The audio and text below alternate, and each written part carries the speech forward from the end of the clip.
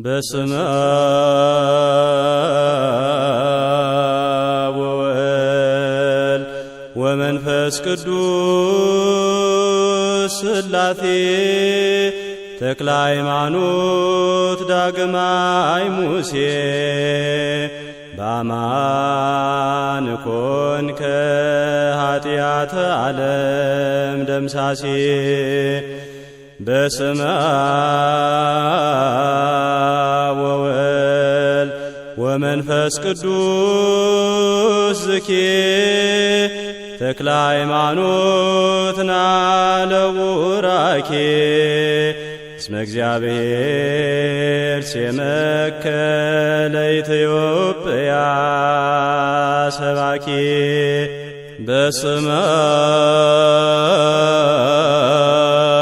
አብ ወወልድ ወመንፈስ ቅዱስ ተላው ያሰሩ ለእንጦንስ ተክለ ሃይማኖት አንተ ለኢትዮጵያ በነፍስ አዲስ ሐዋርያ ብርሃን ዘኢትዮጵያ አባታችን ተክለ ሃይማኖት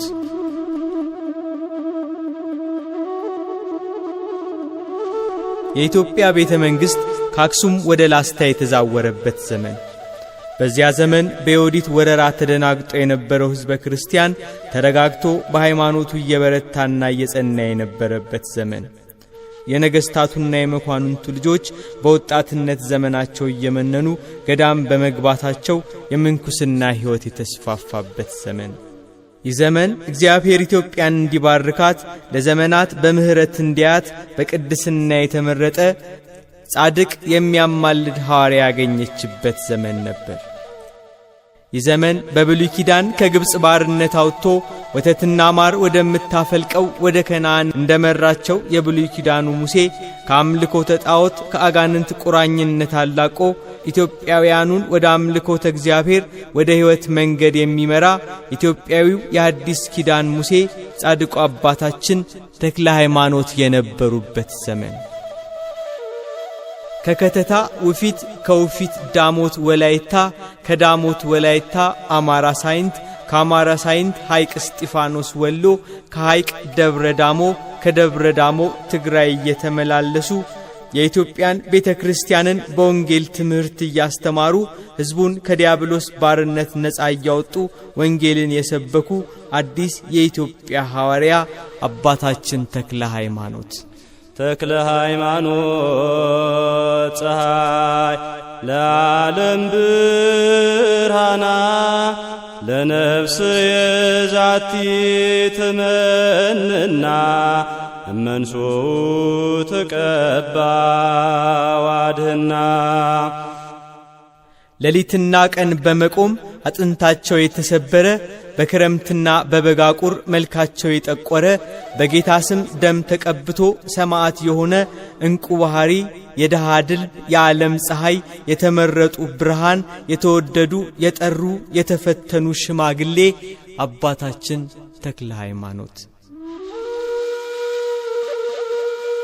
በሸዋ ቡልጋ አካባቢ ደብረ ጸላለሽ ዞራሬ የምትገኘው የኢቲሳ ቅዱስ ሚካኤል ደብር ከዛሬ መልኳ በፊት በደን የታጠረች ጥቂት ጎጆዎች የተቀለሱባት ደሳሳ መንደር ነበረች። በዚህ በኢቲሳ መንደር በክህነት የሚኖር ቤተ ክርስቲያንን እያጠነ እየቀደሰ የሚያገለግል አንድ ሕጋዊ ካህን ነበር። ጸጋ ዘአብ ይባላል። ባለቤቱ እግዚአብሔርያ ትባላለች። ቅን ደግ፣ በአካባቢው የተመሰገኑ ነበሩ። በየወሩ የቅዱስ ሚካኤልን በዓል ያዘክራሉ። የጋብቻ ፍሬ የአብራካቸው ክፋይ የሆነ ልጅ ግን አልነበራቸውም። ሀብታቸውን ለድሆች እየመጸወቱ የተቸገረውን እያሰቡ ቅዱስ ሚካኤል እንዲያማልዳቸው በመለመን እግዚአብሔር ልጅ ይሰጣቸው ዘንድ ይጸልያሉ። መጋቢት 24 ቀን በቅዱስ ሚካኤል ምልጃ አባታችን ተክለ ሃይማኖት ተጸነሱ። በዚህ ዕለት የአባታችን የተክለ ሃይማኖት እናት እግዚአብሔርያ ራእይ አየች። የብርሃን ምሰሶ ከቤታ ውስጥ ቆሞ የምሰሶው ራስ ከሰማይ ደርሶ በዓለም ያለ ሕዝብ ሁሉ ነገሥታቱም ጳጳሳቱም በዙሪያው ቆመው እኩሌቶቹ ሲሰግዱለት እኩሌቶቹ እሱን ጥግ አድርገው ተቀምጠው አየች። እግዚአብሔር ይህንን ራእይ ባየችበት ሌሊት ጸጋ ዘአብ ሌላ ራእይ አይቶ ነበር። ከሚተኙበት አጎበር ስር ፀሐይ ሲወጣ ስፍር ቁጥር የሌላቸው ብሩሃን ከዋክብት በክንፎቹ ላይ ተቀምጠው ለዓለም ሁሉ ሲያበራ፣ እርሱም በራእዩ ተገርሞ ድምፁን አሰምቶ በመደነቅ ያለቅስ ያነባ ነበር። ሲነጋ ራእያቸውን ተነጋገሩ። በዚያ ወራት በእነርሱ ላይ ምን እንደሚሆን ግራ ገባቸው። ቅዱስ ሚካኤል ሌሊት በራእይ ተገልጾ ወንድ ልጅ እንደሚወልዱ እርሱም የተመረጠ በእግዚአብሔር ዘንድ ቅዱስ በእናታችን በቅድስት ድንግል ማርያም ዘንድ የተወደደ በቅዱሳን መላእክት ዘንድ የከበረ እንደሆነ አበሰራቸው። እግዚአብሔር ለእነርሱ ያደረገላቸውን እያደነቁ እግዚአብሔር ከዳሞት ያመጣችውን የጌጧን ልብስ ሸጠው ለድሆችና ለጦም አዳሮች መጸወቱ። በእምነታቸው ጸንተው በቅዱስ ሚካኤል በዓል ቀን ዝክሩን እያዘከሩ ኖሩ። ከ9 ወር በኋላ ታኅሳስ 24 ቀን በ1197 ዓመተ ምህረት አባታችን ተክለ ሃይማኖት ተወለዱ። ለኢትዮጵያ ቤተ ክርስቲያን ሐዲስ ሐዋርያ፣ የኢትዮጵያ ፀሐይ፣ የምእመናን አባት፣ የብዙዎች ማረፊያ ሐዋርያው መነኩሴ አባታችን ተክለ ሃይማኖት ተወለዱ።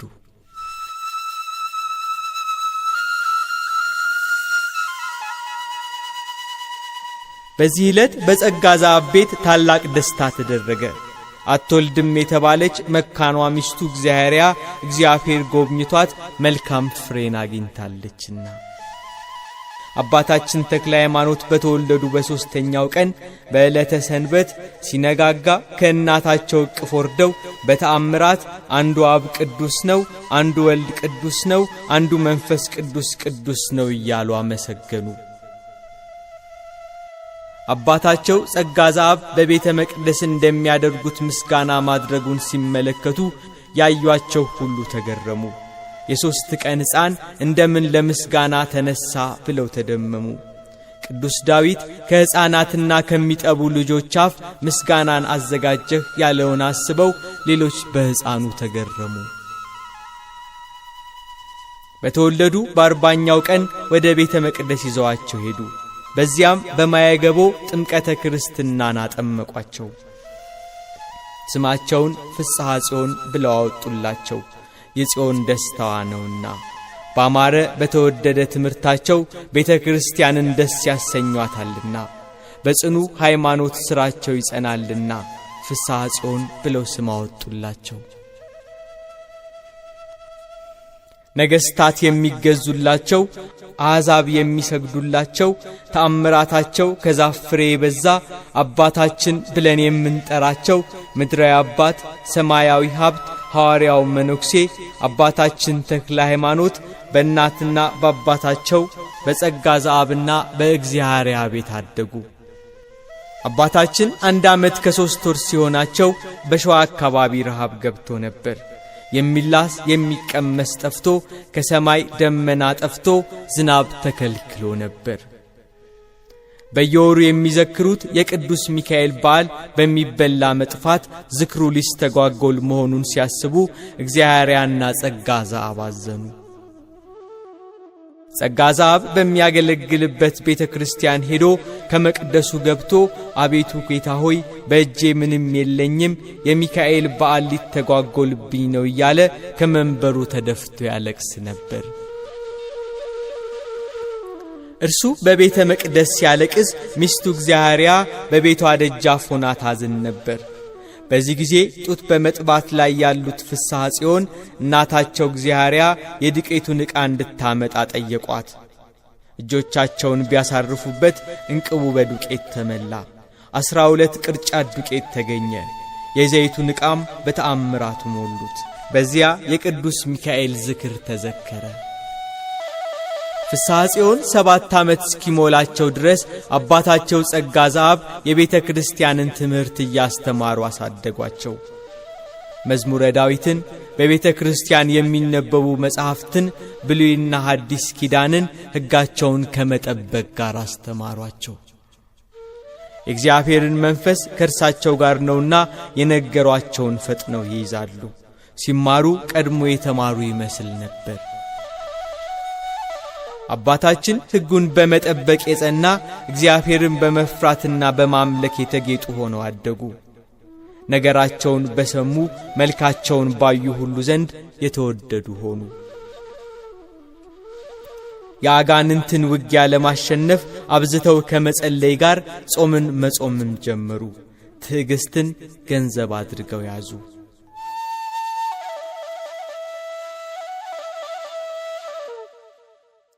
አባታችን አሁን 15 ዓመት ሆኗቸዋል። ብፁዕ አቡነ ጌርሎስ ወይንም ቄርሎስ ገና ከግብጽ መጥተው በኢትዮጵያ ጳጳስ ሆነው የነበሩበት ወቅት፣ አባ ብንያም ሊቀ ጳጳስ የነበሩበት ዘመን አባታቸው ጸጋ ዘአብ ልጃቸው ፍስሐ ጽዮንን ወደ ጳጳሱ ወደ አባ ጌርሎስ ወሰዷቸው። መልአኩ ቅዱስ ሚካኤል አስቀድሞ በመንፈቀ ሌሊት ለአቡነ ጌርሎስ ነገ ወደ አንተ የተመረጠ ልጅ ይመጣል፣ በእግዚአብሔር ዘንድ የከበረ ነው፣ ፈጥነህ ዲቁና ሹመው ብሎ ነግሯቸው ነበር። አባ ጌርሎስ መልአኩ የነገራቸው ነገር እውነት እንደሆነ አውቀው ቅዳሴ ሰርተው ፍስሐ ጽዮንን ከእርሳቸው ጋር ይዘው ገብተው ዲቁና ሾሟቸው። ፍስሐ ጽዮን ተጽናንተው አደጉ። በመንፈስ ቅዱስ ጎለመሱ። በአካባቢው ያለውን ፈረስ መቀመጥ፣ አውሬ ማደንን፣ ቀስት መወርወርን የመሳሰለውን ትምህርት ተማሩ። አንድ ዕለት ከባልንጀሮቻቸው ጋር ሆነው ቀስት በመወርወር አውሬ ማደን ላይ ያሉ ከልጅነት ጀምሮ የሚከተላቸው ቅዱስ ሚካኤል ተገለጸላቸው። ፍስሐ ጽዮን ባዩት ጊዜ ደነገጡ። ከእንግዲህ አውሬ አዳኝ አትሆንም፣ ወንጌልን እያስተማርክ ሕዝቡን የምታድን ትሆናለህ። ሙቴ ማስነሳት፣ ድውይ የመፈወስ፣ አጋንንትን የማውጣት ጸጋ ተሰጥቶሃል። ስምህም ፍስሐ ጽዮን አይሆንም፣ ተክለ ሃይማኖት ይሁን እንጂ አላቸው። ተክለ ሃይማኖት ማለት ተክለ አብ፣ ተክለ ወልድ፣ ተክለ መንፈስ ቅዱስ ማለት ነው። ጌታችን ኢየሱስ ክርስቶስም ለአባታችን ተገለጸላቸው። ሐዋርያት ወዳልደረሱበት ሕዝብ በመምህርነት እልክህ ዘንድ በሚካኤል ቃል አዲስ ስም አወጣውልህ፣ አዲስ ሐዋርያ አድርጌሃለሁ አላቸው። ቅዱስ ጳውሎስን ካሳዳጅነት አምጥቶ ሐዋርያ ያደረገ አምላካችን ኢየሱስ ክርስቶስ አባታችንንም አዲስ ሐዋርያ አድርጎ ሾማቸው። አባታችን ተክለ ሃይማኖት በንጽሕናና በቅድስና ጸንተው ኖሩ። በዚህ ዓለም ፍቅረ ገመድ አልተያዙም። ሰውነታቸው እውነትን ነገር በመውደድ እግዚአብሔርን በመፍራትና በማምለክ የተጌጠች ሆነች። አባታችን ተክለ ሃይማኖት 22 ዓመት ሲሆናቸው አቡነ ጌርሎስ ዘንድ ሄደው ቅስናን ተቀበሉ። አባታቸው በሚያገለግሉበት ደብር በእርጋታና በትሕትና ማገልገል ጀመሩ። የሐዋርያትን ሥራ ይከተሉ ጀመር። ወንጌልን ለማስተማር፣ መከራ መስቀሉን ለመሸከም፣ በክርስቶስ ስም ሰማዕት ለመሆን፣ ስለ መንግሥተ ሰማያት ለመመስከር ፈጥነው ወጡ። በመጀመሪያ እናታቸው እግዚአርያ፣ በመቀጠል አባታቸው ጸጋ ዘአብ ሲያርፉ ሀብታቸውን ለድሆችና ለአብያተ ክርስቲያን ሰጥተው በራቸውን እንደተከፈተ ትተው ወጡ። የመንግሥተ ሰማያት በሮች እንዲከፈቱላቸው ቤታቸውን እንደተከፈተ ትተው ወንጌልን ለማስተማር ፈጥነው ወጡ።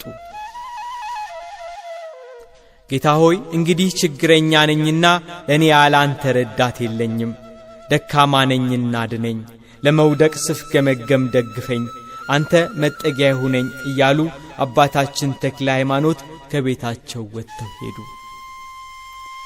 የሚቀድመውና የሚከተለው ሳይኖር ወደ ሰልፍ እንደሚገባ አርበኛ እንደ ትጉህ ገበሬ ቃለ እግዚአብሔርን ሊዘሩ ወንጌልን ሊያስተምሩ ሀብታቸውን በምናኔ ለወንጌል አገልግሎት ለሐዋርያነት ግብር ትተው ወጡ። መነነ መነነ ተክለ ሃይማኖት መነነ አሰረ ወንጌል ዴገነ ወበጸሎቱ ዓለመ አድኃነ።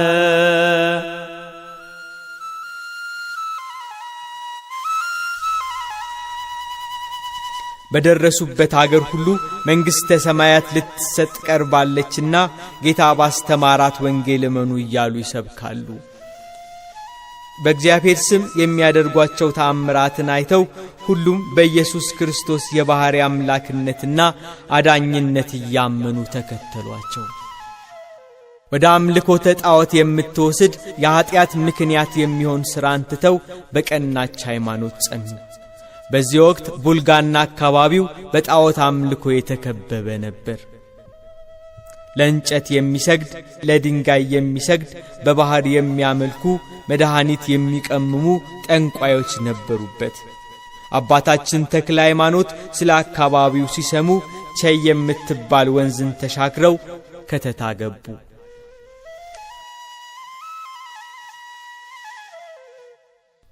የአካባቢው ሕዝብ ከአምልኮተ እግዚአብሔር ወጥቶ ግብሩ እንደ እንስሳ ሆኖ አገኙት።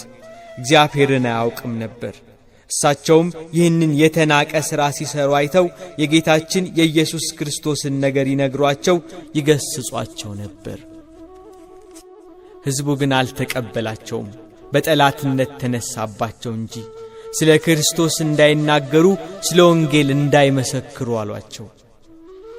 በፍጹም እምነት አባታችን ተክለ ሃይማኖት ግን ሰዎቹ ወደሚያመልኩበት ዛፍ ሄዱ። በዛፉ ያደረ ሰይጣን እኔ ፈጣሪያችሁ ነኝ የሚል ድምፅ ያወጣል። ሕዝቡ ሁሉ ለዚያ ዛፍ ይሰግዱለታል፣ የወደደውን ይሰውለት ነበር። አባታችን ተክለ ሃይማኖት ከሀገሬው ሰዎች ጋር ወደ ዛፉ በቀረቡ ጊዜ በዛፉ ላይ ያደረ ሰይጣን እያጓራ ጮኸ። ይህንን እንግዳ ሰው ወደ እኔ አታምጡት እያለ ጮኸ። አባታችንን አርቀው ሀገሬው ወደሚያመልኩት ዛፍ ቀረቡ። ተክለ ሃይማኖት ግን ፊታቸውን ወደ ምስራቅ መልሰው እጃቸውን ዘርግተው በተመስጦ ስለ ወገኖቻቸው ወደ እግዚአብሔር ይለምኑ ነበር። አቤቱ በፍጥረት ላይ የሚሰለጥነውን ይህንን ሰይጣን ከእግሮቻችን በታች ጣልልን። አቤቱ ይህንን ሰይጣንን አዋርደው። ዘወትር ይረዳሃል ብለህ የነገርከኝን የመላእክት ሁሉ አለቃ የሆነውን ቅዱስ መልአክ ሚካኤልን ላክልኝ። የዚህንም ሰይጣን ኀፍረቱን ግለጥበት። ጌታ እግዚአብሔር ሆይ ምግባር ያንተ ነህ። በዚህ በተሰበሰቡ ሰዎች ፊት ስምህ ይታወቅ፣ ሥራህ ይገለጥ። ጌታ ሆይ አንተ ታላቅ እንደሆንክ ይወቁ እያሉ ይጸልዩ ነበር። ሕዝቡ ወደሚያመልክበት ዛፍ ተመልሶ ሰይጣን ባንቺ አድሮ እየተናገረ ሕዝቡን የሚያስትብሽ አንቺ ዛፍ እኔ በምሰግድለትና በማምነው በኢየሱስ ክርስቶስ ስም አዝሻለሁ፣ ሕዝቡ የእግዚአብሔርን ኃይል ያይ ዘንድ ተነቅለሽ ወደ እኔ ነይ አሏት። ሕዝቡ ለዛፉ ሲሰግድ ያ ዛፍ ከስሩ ተነቅሎ እንደ እግረኛ እየተወናጨፈ አባታችን ተክለ ሃይማኖት ባሉበት መጥቶ ቆመ። የሰናፍጭ ቅንጣት የሚያህል እምነት ቢኖራችሁ ይህንን ሾላ ተነቅለህ ወደ ባሕር ተተከል ብትሉት ይታዘዝላችኋል እንዳለ ጌታ በወንጌል። በዛፉ ያደረ ሰይጣን አንተ ክፉ ሰው ካንተ ወዴት ትሸሻለሁ? መላዋን የጽላልሽን አውራጃ ይተውኩልህ አይበቃህም? ዛሬም ባሪያዎቼን ልትቀማኝ ነው እያለ እያጓራ እያለቀሰ ጮኸ። ያን ጊዜ ቅዱስ ሚካኤል እንደ መብረቅ እያበራ ከሰማይ ወርዶ ሰይጣኑን አንቆ ያዘው። ሚካኤል ጊዜ ሳይደርስ እንዳታጠፋኝ እያለ ሰይጣኑ ጮኸ። ከእንግዲህ ወዲህ ይሰው ወዳለበት አልደርስም እያለ ጮኸ። የአገሩ ሰዎች ሁሉ ወደ አባታችን ወደ ተክለ ሃይማኖት መጥተው የሕይወት ብርሃን አባታችን ሆይ ወደሚወደድ የወንጌል ጎዳና ምራን እያሉ ከእግራቸው ስር ወደቁ። ቅዱስ ዮሐንስ በራእዩ የእግዚአብሔር መልአክ ለቤተ ክርስቲያኑ አለቃ ለኤጲስቆጶሱ እንደተናገረው እነሆ መጥተው በእግሮች ፊት ይሰግዱ ዘንድ እኔም እንደወደድኩ ያውቁ ዘንድ አደርጋቸዋለሁ እንዳለ ከእግራቸው ስር መጥተው ወደቁ።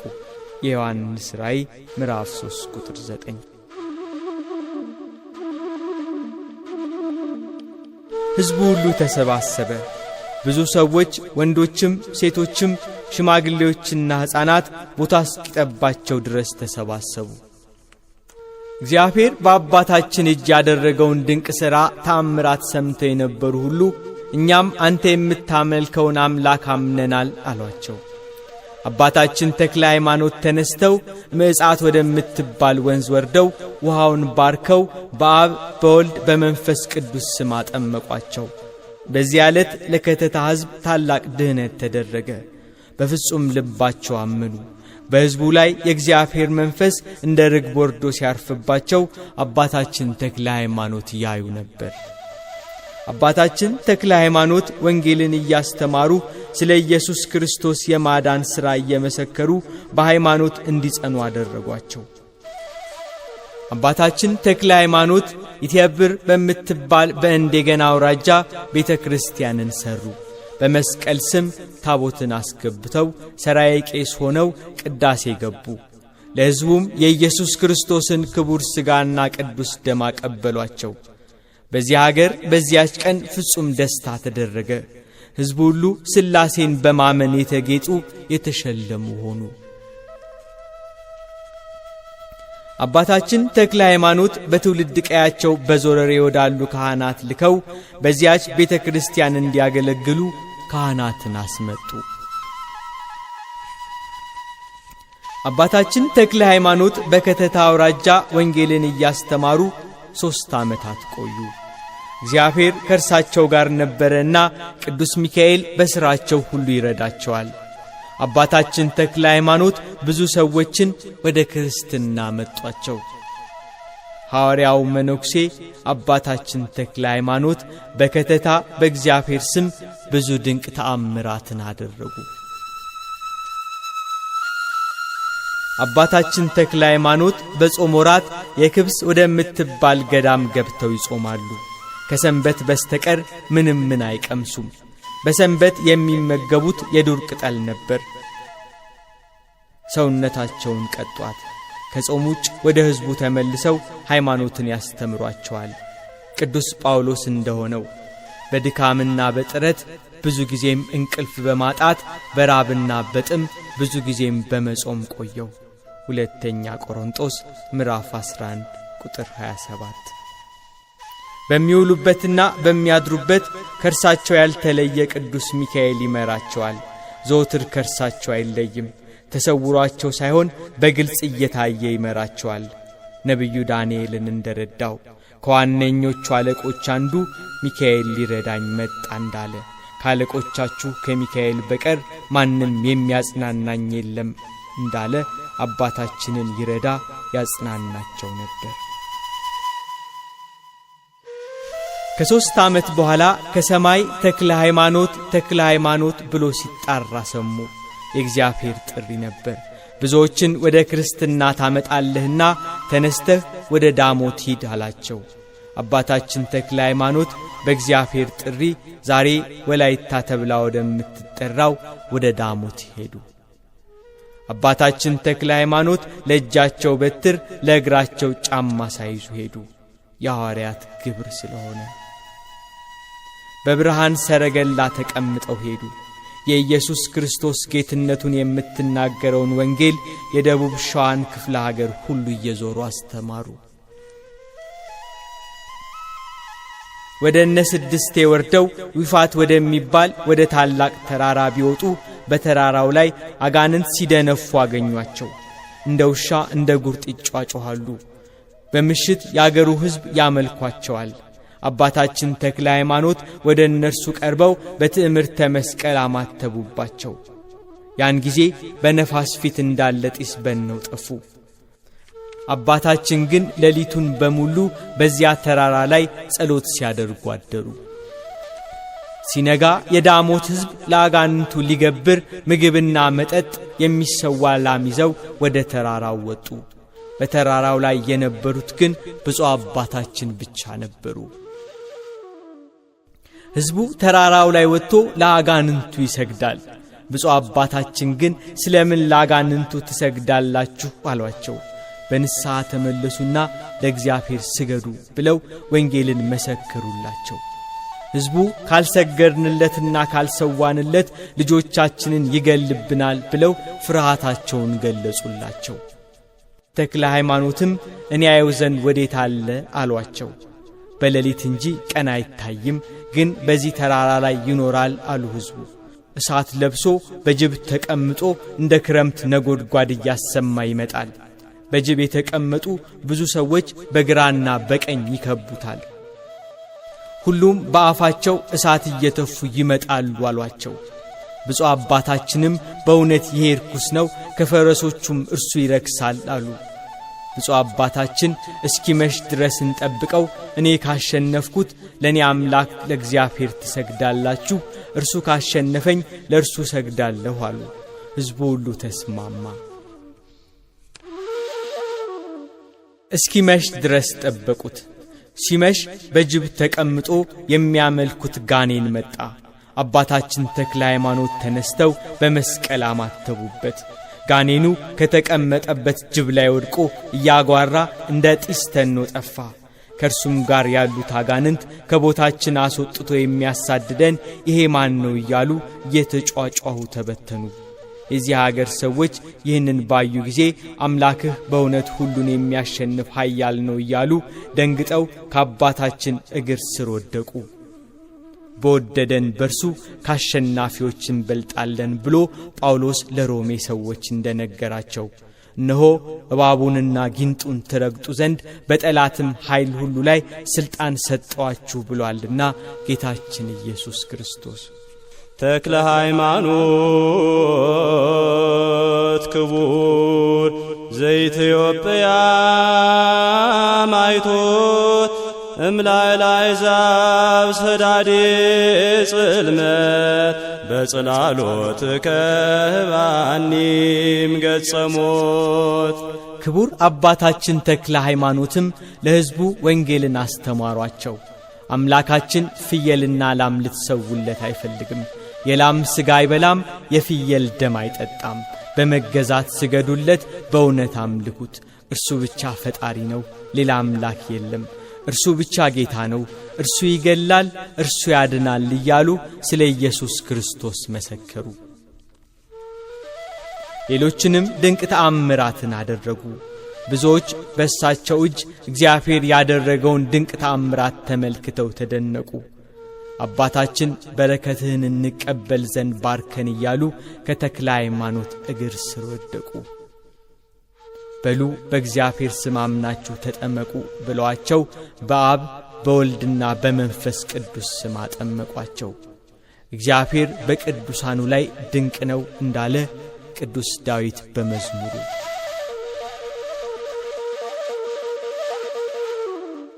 9 ወር ያህል ከነርሱ ጋር ቆይተው ወደ እንዓርታ አውራጃ ሄደው አስተማሩ። የጣዖታትን ቤት አፈራረሱ። የሰታልና የይጽን ወንዝ ተሻግረው ወደ ውራጌ ሄደው ቢላት ወደሚባል ተራራ ደረሱ። አካባቢው በጠንቋይ ንጉሥ የሚመራ ነበር። በዚያ ገብተው ወንጌልን እያስተማሩ ሕገ እግዚአብሔርን ተላልፈው ለጠንቋይ ያደሩትን ሁሉ ገሰጿቸው። ነገር ግን አባታችን ተክለ ሃይማኖት በዚህ ከፍተኛ ተቃውሞ ገጠማቸው። ደም ካፍና ካፍንጫቸው እስኪወጣ ድረስ ደበደቧቸው። አጥንታቸው እስኪደቅ ድረስ መቷቸው። የሞቱ ሲመስሏቸው ከተራራው ስር ጣሏቸው። ቅዱስ ሚካኤል ግን እንደገና አጽንቶ አስነሳቸው። በድካም አብዝቼ በመገረፍ አብዝቼ በመታሰር አትርፌ በመሞት ብዙ ጊዜ ሆንኩ። አይሁድ 1 ሲጎድል 40 ግርፋት 5 ጊዜ ገረፉኝ ብሎ ቅዱስ ጳውሎስ መከራውን እንደነገረን ብፁዕ አባታችን ተክለ ሃይማኖት በእግዚአብሔር ኃይል ተነስተው ዳግም ያንን የጠንቋይ ንጉሥና የአካባቢውን ሕዝብ ይገስጹ ጀመር። በእግዚአብሔር እመኑ እያሉ ያስተምራሉ። ነገር ግን የዚያ ንጉሥ አሽከሮች ዳግም መከራ በዙባቸው።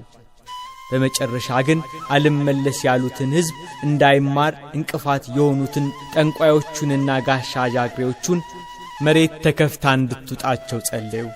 አንቺ ምድር እኒህ ክፉ ሰዎች ተከፍተሽ ትውጫቸው ዘንድ በእኔ ቃል አይደለ በእግዚአብሔር ቃል አዝሻለሁ እያሉ ጸለዩ። መሬት ተከፍታ አቤሮንንና ዳታንን እንደዋጠቻቸው እኒያን ጠንቋይና ከሃዲ ንጉሥ ሁሉ አጠቻቸው። አባታችን ተክለ ሃይማኖት ከዚህ አልፈው ሲሄዱ ቁጥራቸው ብዙ የሚሆኑ አጋንንት መተው የተውንልህ የሸዋ ምድር አልበቃ ብሎ በዚህም እንዳያመልኩን ልትከለክል መጣህ ብለው ድንጋይ አንስተው ብፁዕ አባታችንን አጥንታቸው እስኪደቅ ድረስ ወገሯቸው። ዘወትር የሚረዳቸው ቅዱስ ሚካኤል ግን እንደ እሳት እየተንቦገቦገ ከሰማይ ወርዶ እኒያን አጋንንት እንደ ምድር ትቢያ አድርጎ በተናቸው። አባታችን ተክለ ሃይማኖት በእግዚአብሔር ኃይል ዳግም ጸንተው ቆመው እየዞሩ ጋኔንን ያወጡ የእግዚአብሔርን ጌትነቱን ቸርነቱን ሁሉ ያስተምሩ ነበር።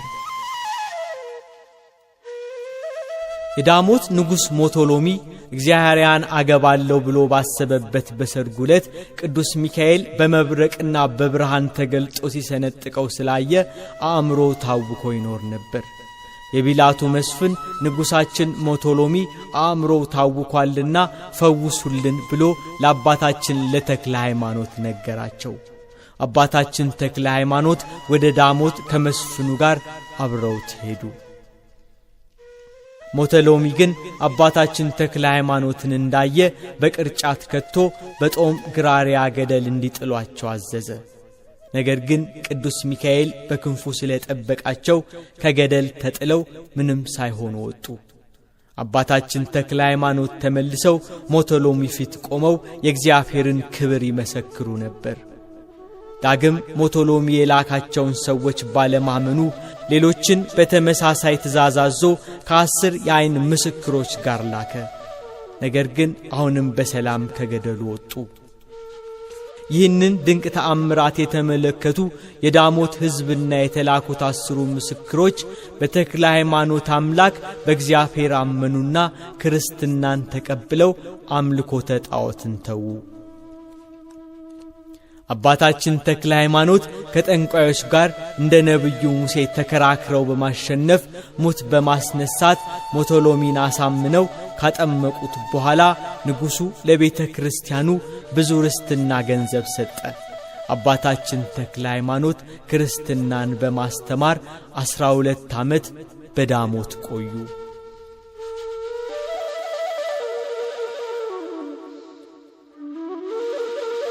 በአፄ ይኩኖ አምላክ ዘመን ከግብጽ ተሹሞ የመጣ ጳጳስ አልነበረም። ለአባታችን ለአቡነ ተክለ ሃይማኖት ዲቁናና ቅስና የሰጡ አቡነ ጌርሎስ ካረፉ በኋላ ጳጳስ ከግብጽ ማምጣት ለረጅም ጊዜ ተቋርጦ ነበር። አፄ ይኩኖ አምላክ ጳጳስ ለማስመጣት ከግብጽ ሱልጣን ጋር በየመኑ ሱልጣን በሐምዳዲን በኩል ይጻጻፉ ነበር። ነገር ግን በይፋት በኩል የነበረውን የአዳል እስላሞችን ንቅናቄ በመደገፍና ሱልጣኑ ጳጳስ ተሹሞ እንዲመጣ ባለመፍቀዱ ሀገራችን ያለ ጳጳስ ነበረች።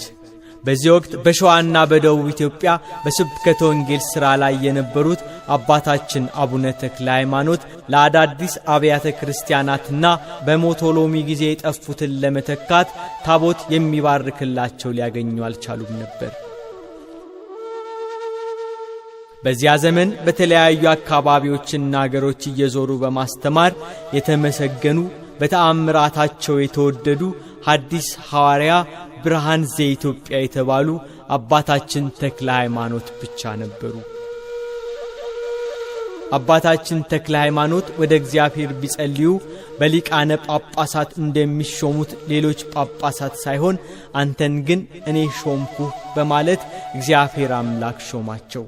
በዚህ ሰማያዊ የጵጵስና ሥልጣናቸው ሜሮን አፍልተው ታቦታትን ባርከው አያሌ አብያተ ክርስቲያናትን ተክለዋል። የኢትዮጵያውያን ሊቃውንት በአንድ ልብ የተስማሙባቸው ታላቅ አባት እግዚአብሔር ሌሎች ጳጳሳት ተሾመውበት በማያውቁት ሥርዓት ቀብቶ ሥልጣን የሰጣቸው ቅዱስ አባት ሐዋርያው መነኩሴ ብፁዕ አቡነ ተክለ ሃይማኖት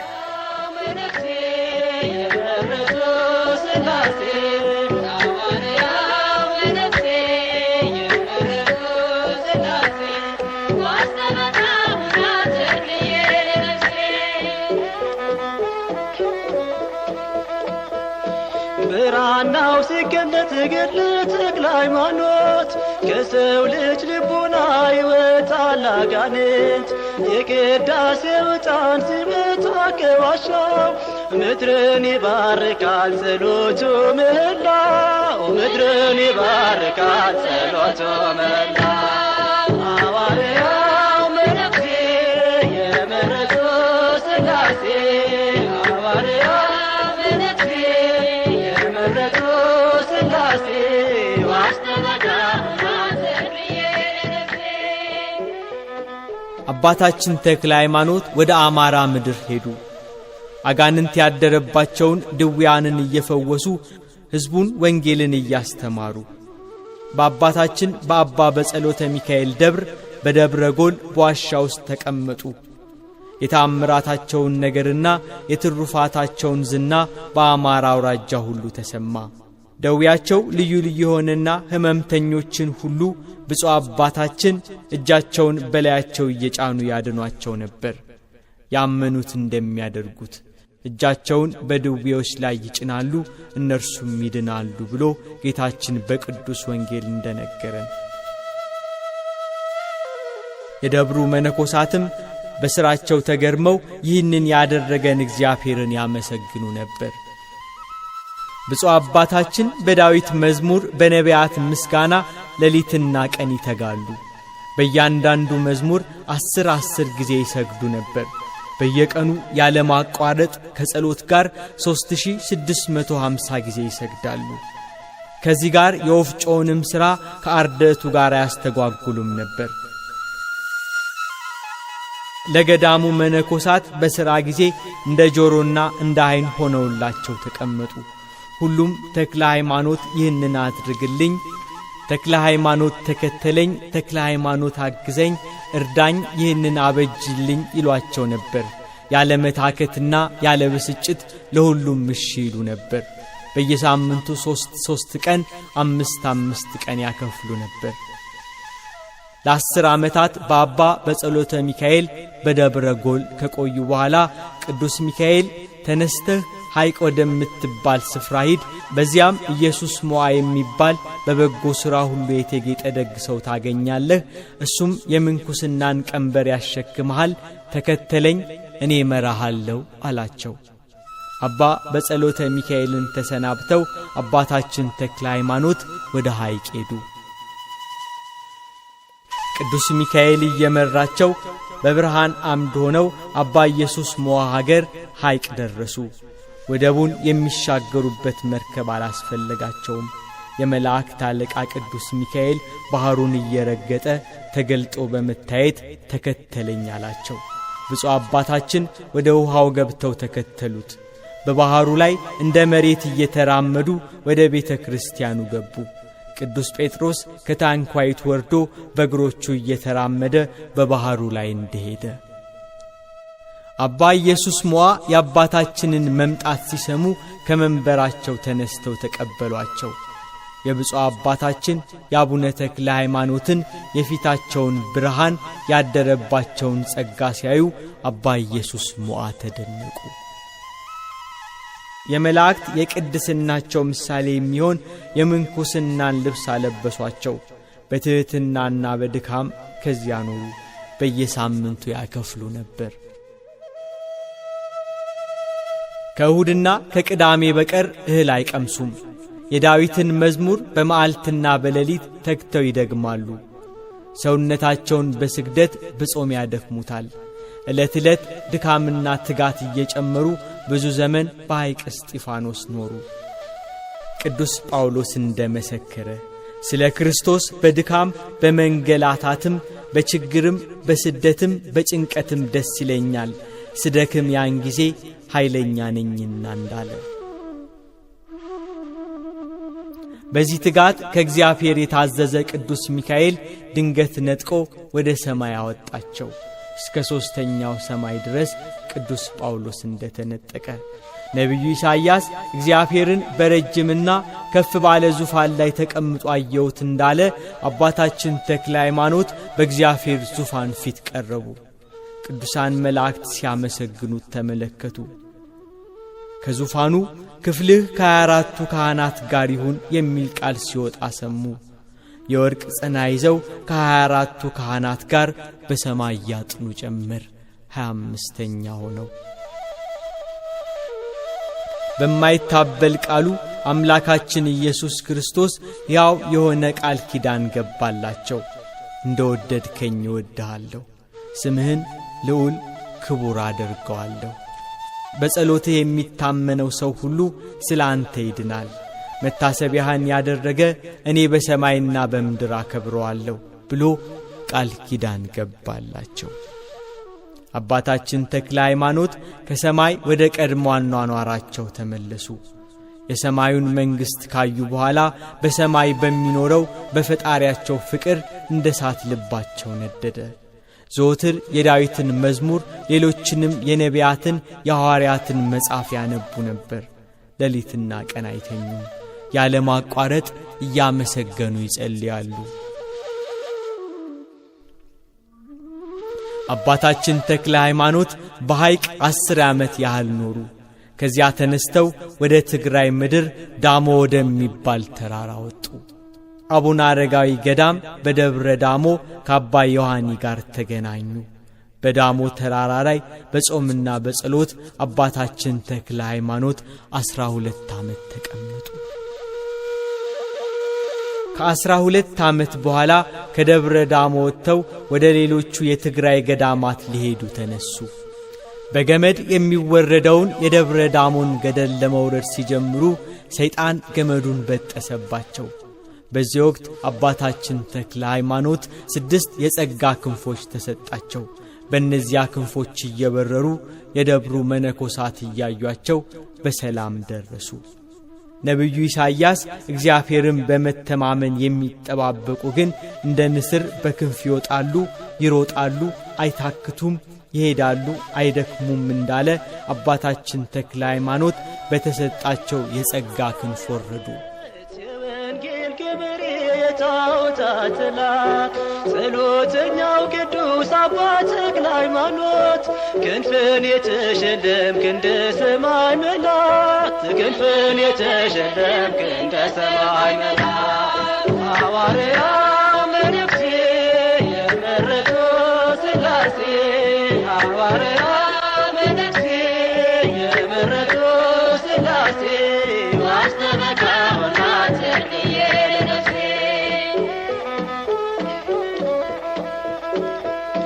ዛፉ ሲመነገል አምላክ የተባለው ሞቶሎሚም ሲያፍር ትልቅ ሰው ነኝ አለው።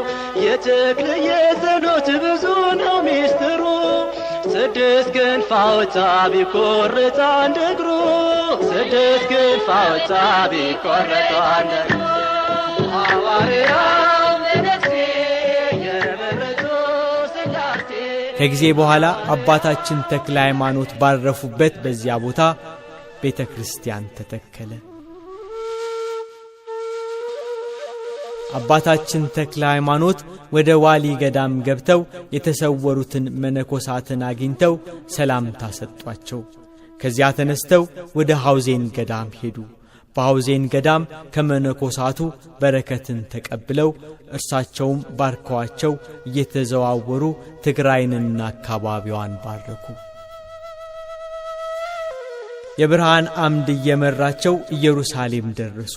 ጌታችን ኢየሱስ ክርስቶስ ከተወለደበት ቦታ ከገሊላ እስካረገበት እስከ ደብረ ዘይት ድረስ ደረሱ። ወደ ዮርዳኖስ ወንዝ ገብተውም ተጠመቁ። በአባ ዮሐንስ የፕትርክና ዘመን ወደ ግብጽ አስቄጥስ ገዳም አለፉና በዚያ ካሉት ሽማግሌዎች ተባረኩ። ወደ ሲሃት ገዳምም ገቡ። በዚያ የሚኖሩ ቅዱሳን አባቶችን ሰላም አሏቸው።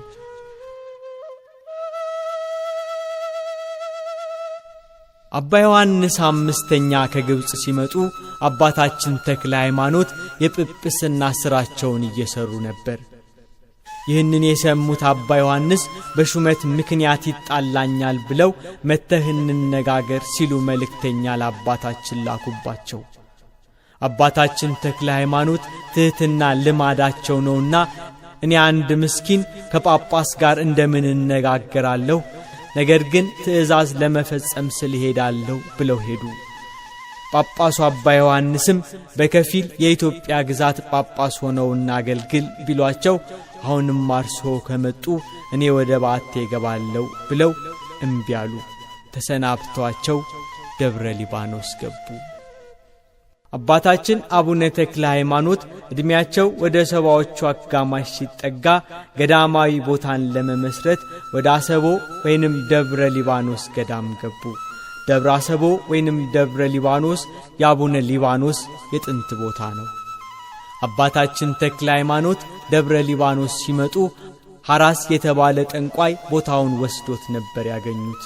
ወደ ዋሻው ሲገቡ እግዚአብሔርን በጠራሁት ጊዜ ከጠላቶቼ ድናለሁ የሚለውን የዳዊትን መዝሙር እየጸለዩ ነበር። ሐራስም ይህን ሰምቶ አካባቢውን ጥሎ ጠፋ። አባታችን ቦታውን ባርከው በ1267 ዓመተ ምህረት ደብረ ሊባኖስን በዓት አደረጓት። ተክለ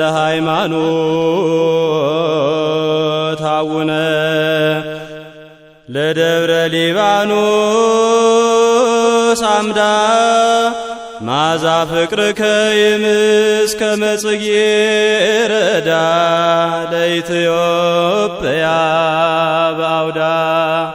አባታችን ተክለ ሃይማኖት በዚህ ገዳም በተጋድሎ መኖራቸው በየአካባቢው ስለተሰማ ብዙ መነኮሳት ተሰባሰቡ። አባታችን ተክለ ሃይማኖት እመቤታችንን ይወዱ ስለነበር የዋሻውን እኩሌታ በሰሌን ጋርደው ታቦተ ማርያምን አኑረው ነበር።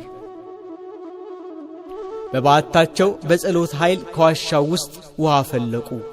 ያ ውሃ ዛሬ ድረስ የተክለ ሃይማኖት ውሃ ይባላል። የአባታችንን ዝና የሰሙ ሁሉ ወደ እርሳቸው እየመጡ የምንኩስናን ቀንበር ይሸከሙ ነበር። ከአባታችን ጋርም ይኖሩ ነበር። አባታችን ተክለ ሃይማኖት በደብረ አሰቦ ወይንም በደብረ ሊባኖስ 29 ዓመታት ያህል ቆዩ። አባታችን ተክለ ሃይማኖት ሰውነታቸው ደከመ፣ ለርጅናም ደረሰ። እንደ ቀድሞ ወንጌልን ማስተማር ባይቻላቸው በአንድ ስፍራ መቆምን ወደዱ። ከዋሻ ገብተው በፍጹም ጾምና ጸሎት ተወሰኑ። በትር በእጃቸው ሳይመረኮዙ እንደ ተተከለ አምድ ቆመው ጸለዩ። ከባት ሳይወጡ ሌሊትና ቀን ጸለዩ። እንዲህ ባለ ገድል ብዙ ዘመን ኖሩ። ብዙ ቁመት በማብዛታቸው አንዲቷ የእግራቸው አገዳ ተሰበረች። ደቀ መዛሙርቱ በጨርቅ ጠቅልለው ቀበሯት። አባታችን ተክለ ሃይማኖት ግን በአንዲት እግራቸው 7 ዓመት ቆመው ጸለዩ።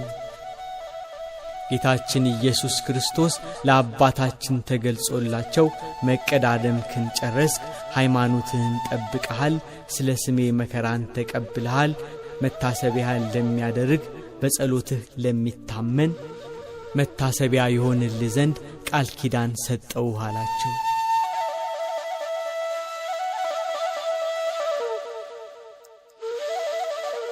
የአባታችን የተክለ ሃይማኖት ረፍት ደረሰ።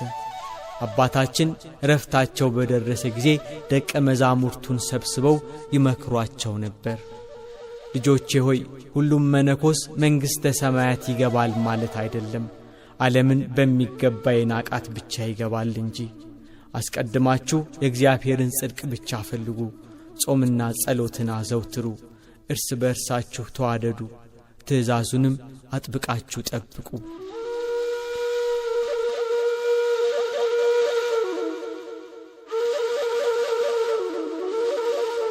አንድ ቀን ጌታችን ኢየሱስ ክርስቶስ ተገልጾ አባታችን ተክለ ሃይማኖትና 3 ደቀ መዝሙሮቻቸው በንዳድ በሽታ እንደሚያርፉ ገለጠላቸው። ወዲያው 3ቱ ደቀ መዝሙሮች በንዳድ በሽታ አረፉ። አባታችን ተክለ ሃይማኖት ደቀ መዛሙርቱን ሰብስበው አባ ኤልሳ የገዳሙ አበምኔት እንዲሆኑ ነገሯቸው። ነሐሴ 24 ቀን በ1296 ዓመተ ምህረት በ99 ዓመታቸው ከ10 ወር ከ10 ቀናት አባታችን አረፉ።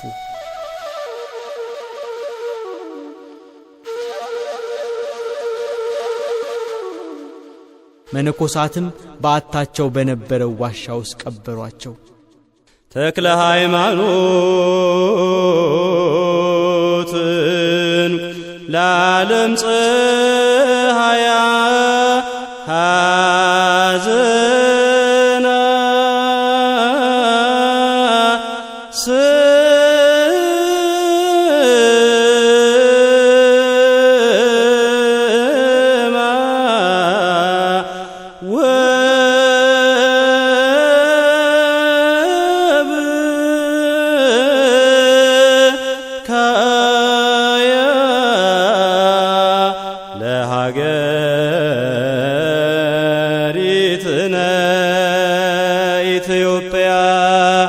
አባታችን ተክለ ሃይማኖት ባረፉ በ57ኛው ዓመት በ1354 ዓመተ ምህረት አካባቢ ሶስተኛው ጨጌ አቡነ ሕዝቅያስ አበምኔት በሆኑ ጊዜ አቡነ ተክለ ሃይማኖት በራእይ ለአቡነ ሕዝቅያስ ተገልጸው አጽማቸውን ወደ ቤተ ክርስቲያኑ እንዲያስገቡ ነገሯቸው።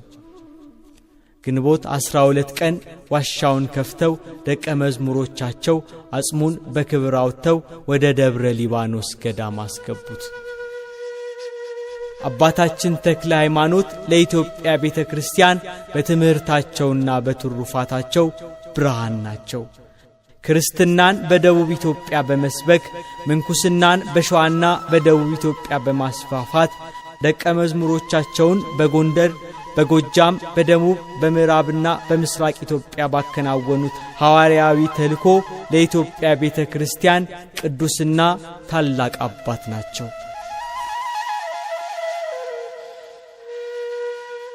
አባታችን ተክለ ሃይማኖት በቅድስት ቤተ ክርስቲያናችን ህዳር 24 ከ24ቱ ካህናተ ሰማይ ጋር 25ኛ ሆነው መቆጠራቸውና ማገልገላቸው ይታሰባል። ታኅሳስ 24 ቀን የተወለዱበት ይከበራል። ጥር 24 ቀን የሰባር አጽማቸው መታሰቢያ ይከበራል። መጋቢት 24 ቀን ጽንሰታቸው ነው። ግንቦት 12 ቀን አጽማቸው የፈለሰበት፣ ነሐሴ 24 ቀን ያረፉበት በቤተ ክርስቲያን ይከበራል። የጻድቃን ሞት በእግዚአብሔር ፊት የከበረ ነው። እግዚአብሔር ሰንበቴን ስለሚጠብቁ ደስ የሚያሰኘኝን ነገር ስለሚመርጡ ቃል ኪዳኔን ስለሚይዙ ጃንደረቦች እንዲህ ይላል። በቤቴና በቅጥሬ ውስጥ ከወንዶችና ከሴቶች ልጆች ይልቅ የሚበልጥ መታሰቢያንና ስምን እሰጣቸዋለሁ፣ የማይጠፋ የዘላለም ስም እሰጣቸዋለሁ ይላል።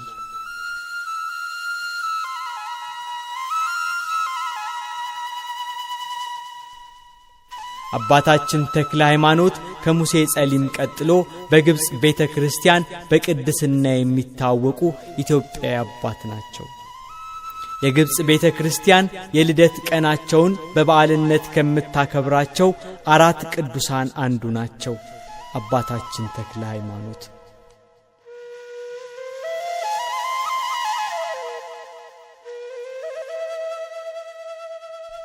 ዛሬ ላለንበት ክርስትና ወንጌልን በማዳረስ ምእመናንን በማጽናት በአባትነት ቡራኪያቸው መንገድ የጠረጉ ክርስትናን የሰበኩ አባት ናቸው። ብርሃን ዘኢትዮጵያ አባታችን ተክለ ሃይማኖት ዛሬ ሕያው በሆነው ቃል ኪዳን በጸሎትና በምልጃቸው ኢትዮጵያን ይባርኳታል። አባታችን ሐዋርያው መነኩሴ ተክለ ሃይማኖት ዜና ውዳሴከ ፈጸምኩ ተክለ ሃይማኖት አቡየ በለኒ አባ ወልድየ ወልድየ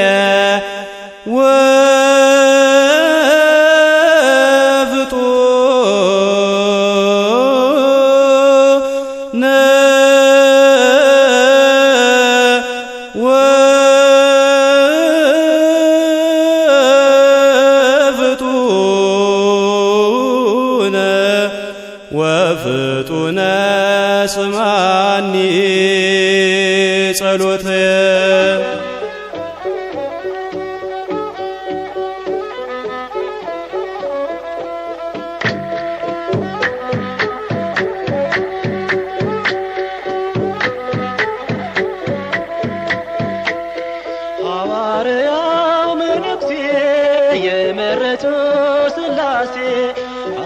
ሐዋርያው መነኩሴ የመረጡ ሥላሴ ዋስጠበቃ ሆና ተክልዬ ለነፍሴ ሐዋርያው መነኩሴ የመረጡ ሥላሴ ሐዋርያው መነኩሴ የመረጡ ሥላሴ ዋስጠበቃ ሆና ተክልዬ ለነፍሴ ሐዋርያው መነኩሴ የመረጡ ሥላሴ ሐዋርያው መነኩሴ የመረጡ ሥላሴ ዋስጠበቃ ሆና ተክልዬ ለነፍሴ ሐዋርያው መነኩሴ የመረጡ ሥላሴ ሐዋርያው መነኩሴ የመረጡ ሥላሴ ዋስጠበቃ ሆና ተክልዬ ለነፍሴ ዳሞት ናገረው ያንተን ሐዋርያነት የወንጌል ገበሬ የጣዖታት ጠላት ጸሎተኛው ቅዱስ አባ ተክለ ሃይማኖት ክንፍን የተሸለምክ እንደ ሰማይ መላእክት ክንፍን የተሸለምክ እንደ ሰማይ መላእክት ሐዋርያው መነኩሴ የመረጡ ሥላሴ ሐዋርያው መነኩሴ የመረጡ ሥላሴ ዋስጠበቃ ሆና ተክልዬ ለነፍሴ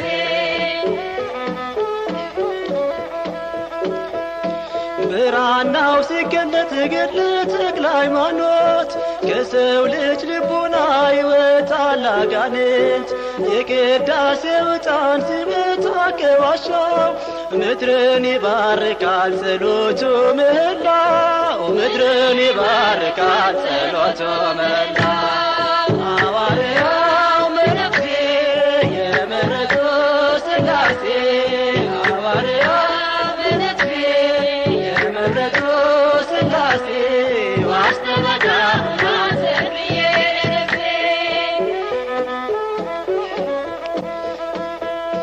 የኢትዮጵያን ምድር አረስከው በመስቀል ጭንጫው ፈራረሰ ተዘራበት ወንጌል ትናንት የዘራው ዛሬም ለኛ ሆኗል አምላክ ተክልዬ ብለን ተምረናል አምላክ ተክልዬ ብለን ተምረናል ሐዋርያው መነኩሴ የመረጡ ሥላሴ ሐዋርያው መነኩሴ የመረጡ ሥላሴ ዋስጠበቃ ሆና ተክልዬ ለነፍሴ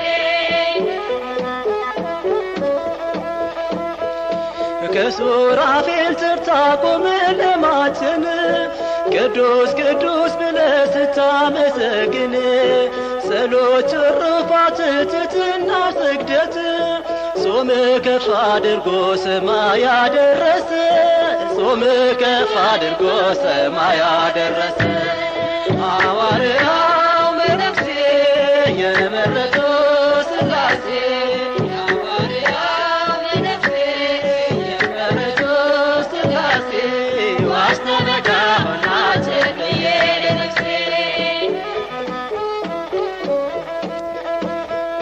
ዛፉ ሲመነገል አምላክ የተባለው ሞቶ ሎሚም ሲያፍር ትልቅ ሰው ነኝ አለው የተክልዬ ጸሎት ብዙ ነው ሚስጥሩ ስድስት ክንፍ አወጣ ቢቆረጥ አንድ እግሩ ስድስት ክንፍ አወጣ ቢቆረጥ አንድ እግሩ ሐዋርያው መነኩሴ የመረጡ ሥላሴ ሐዋርያው መነኩሴ የመረጡ ሥላሴ ዋስጠበቃ ሆና ተክልዬ ለነፍሴ ሐዋርያው መነኩሴ የመረጡ ሥላሴ ሐዋርያው መነኩሴ የመረጡ ሥላሴ ዋስጠበቃ ሆና ተክልዬ ለነፍሴ ሐዋርያው መነኩሴ የመረጡ ሥላሴ ሐዋርያው መነኩሴ የመረጡ ሥላሴ ዋስጠበቃ ሆና